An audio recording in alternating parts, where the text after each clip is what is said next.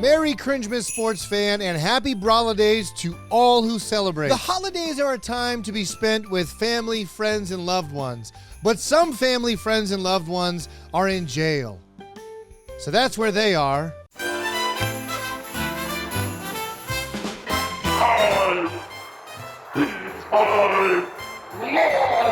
In the spring of 1992, a very ominous message came across the WWF airwaves. Another day closer to getting out of here, boss man. And I haven't counted the syllables, but I don't think that's a haiku. And that video provides more questions than answers, sports fan. Not the least of which, how'd they film it? They're in prison. These prison guards today, they're letting these guys get away with anything. They've got phones, drugs, they're filming pro wrestling vignettes. Jail is fun. But the next week we get more info because we get another video, and this time the stock footage tells us, Said I'd do hard time, boss man. You're gonna pay. Sports fan, this one's getting a little too spooky. The Big Boss Man was a fantastic wrestler who in the late 80s and early 90s served as the World Wrestling Federation's Southern Justice.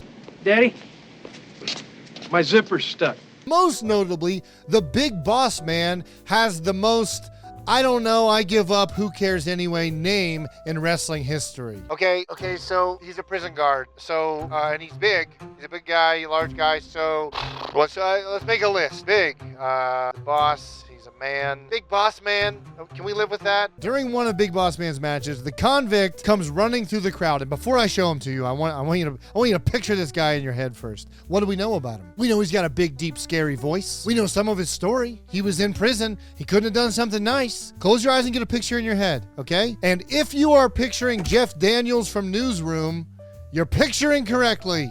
Canada has freedom. Japan has freedom. It's gotta be him! It's gotta be him!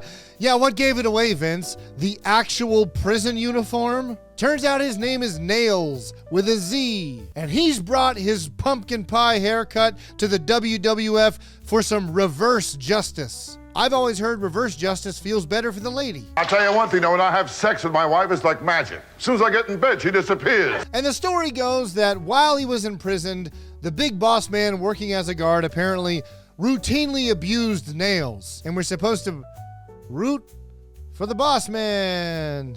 So then Dave Coulier beats up the Big Boss Man for 16 or 17 years and then leaves with Boss Man's hand props.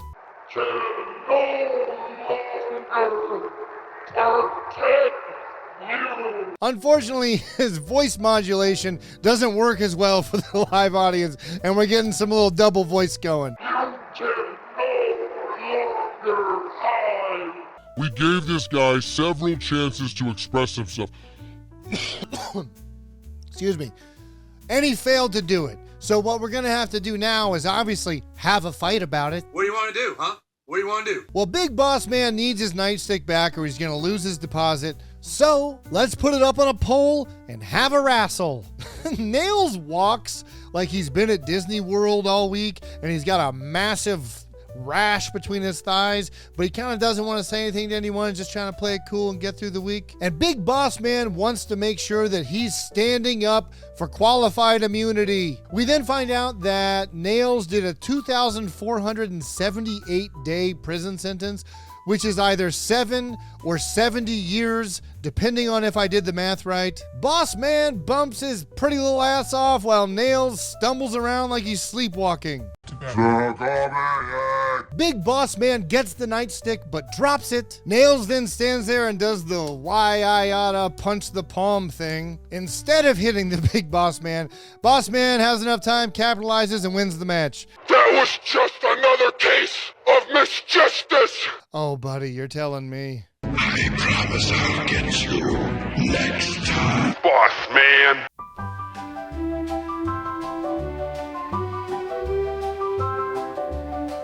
Boss man.